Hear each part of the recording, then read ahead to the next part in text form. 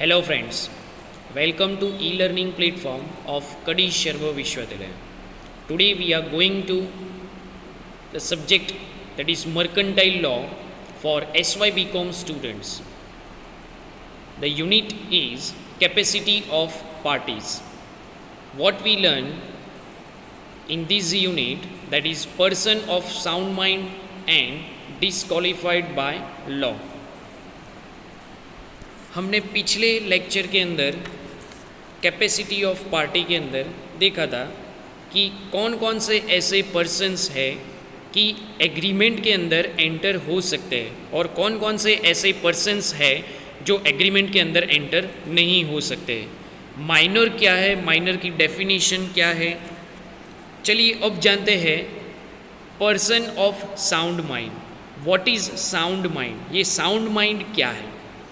Sound mind मतलब a person is said to be a sound mind for the purpose of making a contract if at the time when he makes it he is capable of understanding it and of forming a rational judgment as effect upon his interest. मतलब कि यहाँ पे जो हम देख रहे हैं person of sound mind, मतलब कि फिजिकली वो कैपेबल है या नहीं, कॉन्ट्रैक्ट के लिए वो कैपेबल है या नहीं है।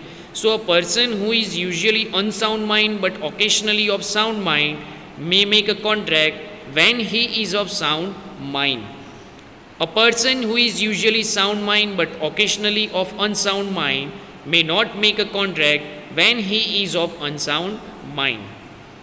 अब देखते हैं कि positions of agreement with person of unsound mind क्या क्या हो सकता है। एग्रीमेंट अगर हम अनसाउंड माइंड के पर्सन के साथ अगर करते हैं तो क्या क्या चीज़ यहाँ पे हमें देखने को मिलेगी या ऐसी कौन सी पोजीशंस होगी। So the first one is lunatics. Lunatics मतलब कि मेंटली जो प्रिपेयर नहीं है, मतलब कि ही इज़ नॉट प्रिपेयर और मेंटली स्ट्रेन और any other personal experience. So lunatic का मतलब यहाँ पे या तो पर्सन पागल है, right.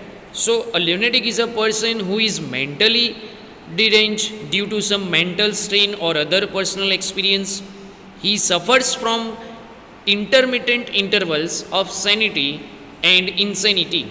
He can enter into contract during the period when he is of sound mind. मतलब कि जब वो sound mind physically fit होगा तब जाके वो agreement के अंदर enter हो सकता है। So जो पहला point है lunatics, जहाँ तक जिसकी सोच या तो हम ऐसे कह सकते हैं कि mentally he is not prepare for any agreement.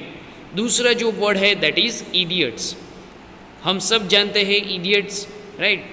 हम सब लोगों ने 3 इडियट मूवी देखी हुई है। So an idiot is a person who is completely lost is mental power, जिसकी टोटली जो मेंटल पावर है वो कम्प्लीटली क्या हो चुकी है, लॉस्ट हो चुकी है। Idiocy is permanent whereas lunacy denotes periodically insanity with lucid intervals. An agreement of an idiot is void. तब जाके ये एग्रीमेंट क्या हो जाएगा, void हो जाएगा। तीसरा जो पॉइंट है ड्रंकन और इंटॉक्सिकेटेड पर्सन। नाउ ड्रंक हम सब जानते हैं सफ़र फ्रॉम इनकैपेसिटी, राइट। अगर उन्होंने कोई ड्रंक किया हुआ है तब जाके यहाँ पे हमें ऐसा पता चलता है कि ऐसे बंदे के साथ अगर हम कोई एग्रीमेंट या तो वो फिजिकली फिट है या नहीं है, right. So a drunken person suffer from temporary incapacity to contract, that is at the time when he is so drunk that he is incapable of forming a rational judgement. The position of drunken person is similar to that of lunatics. Same thing lunatics की तरह ही यहाँ पर हम देखेंगे। चौथा जो हमारा point है that is agreement enter into by person of unsound mind are void. मतलब पहले से ही आगे जो चैप्टर्स के अंदर हमने पढ़ा था सेम उसी तरह यहाँ पर अगर ऐसे बिगिनिंग से ही फ्रॉम द वेरी बिगिनिंग ये एग्रीमेंट्स क्या हो जाएंगे, वॉइड हो जाएंगे। So however there is one exceptions, person of unsound mind are liable for necessities supplied to them और to anyone whom they are legally bound to support. But even in such case, no personal liability attaches to them. It is only their estate which is liable. मतलब कि पहले से ही जब unsound mind person के साथ अगर हम कोई एग्रीमेंट या तो एग्रीमेंट के अंदर एंटर करते हैं तो वो सारे वॉइड कहलाएंगे. सो गाइड्स, ये the positions of agreement with person of unsound mind.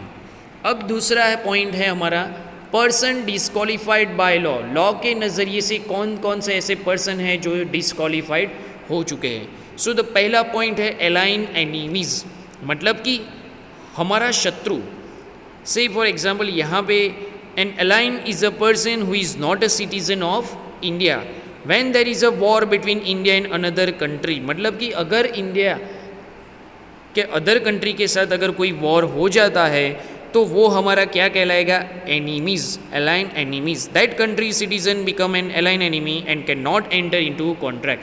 मतलब कि हम उसको कॉन्ट्रैक्ट के अंदर ऐड नहीं कर सकते. सो इसके साथ कोई भी एग्रीमेंट या तो कॉन्ट्रैक्ट अब नहीं करेंगे. मतलब कि जब भी अगर कोई अदर कंट्री के साथ अगर वॉर हो जाता है तब जाके हम उसके किसी भी पर्सन के साथ कोई भी एग्रीमेंट या तो कॉन्ट्रैक्ट नहीं करेंगे.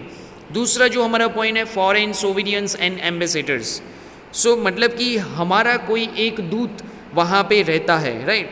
दे can enter into contract and enforce those contract in our courts, but they can not be issued in our courts without the sanction of the central government unless they choose to submit themselves to the jurisdictions of our courts. मतलब कि यहाँ पर जब तक government sanction नहीं करते, मतलब कि कोर्ट अगर हम डायरेक्टली कोर्ट के अंदर जाकर कोई हम केस करते हैं या तो कोई भी प्रॉब्लम क्रिएट करते हैं तब तक नहीं होगा जब तक कि मतलब कि यहाँ पर सोवेरियंस इंडिपेंडेंस, राइट, जब तक सेंट्रल गवर्नमेंट ने अगर सैंक्शन नहीं किया है तब तक हम कोई भी केस या तो कोर्ट के अंदर कोई भी पॉइंट्स रख नहीं सकते. तो थर्ड वन हमारा जो है दैट इज़ कॉन्विक्ट. ना कॉन्विक्ट जो है मतलब कि क्राइम, क्रिमिनल भी हम वर्ड यहाँ पे यूज़ कर सकते हैं. A convict is one who is found guilty by a court and is undergoing sentence of imprisonment. During the period of imprisonment he is incompetent to contract and also to sue on contract made before convictions. मतलब कि जो गुनहगार है, right, जो jail की सज़ा काट रहे, अगर हम उसके साथ कोई एग्रीमेंट या तो कॉन्ट्रैक्ट करते हैं तो वो भी वॉइड हो जाएंगे. मतलब कि यहाँ पर हमें ये चीज़ ध्यान में रखनी है, जब तक वो बाहर नहीं निकलता, मतलब कि जेल से बाहर नहीं निकलता, तब तक जाकर हम कोई भी एग्रीमेंट या तो कॉन्ट्रैक्ट उसके साथ नहीं कर पाते. तो उसके लिए कॉन्विक्ट या तो क्राइम या तो क्रिमिनल हम वर्ड यूज़ करते हैं. कंपनी और कॉरपोरेशन. अब कंपनी एंड कॉरपोरेशन क्या है, तो यहाँ पे कंपनी एंड कॉरपोरेशन की जो बात की गई है, मतलब कि a company corporation is an artificial person created by law. It cannot enter into contract outside the powers conferred upon it by its memorandum of association or by the provision of its special act. जब तक कोई special act या तो memorandum of association के अंदर जो भी objects लिखा गया है, अगर वो कोई ऑब्जेक्ट्स नहीं है तब तक जाकर हम कोई भी एग्रीमेंट या तो कॉन्ट्रैक्ट नहीं कर पाएंगे. Now insolvent. अब इंसॉल्वेंट्स क्या है? When a person debts exceed his assets he is adjudged insolvent and his property stands vested in the official receiver or official assignee appointed by the court.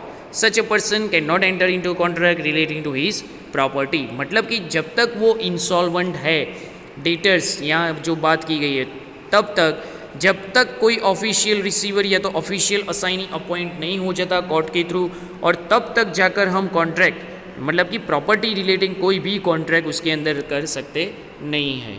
Thank you.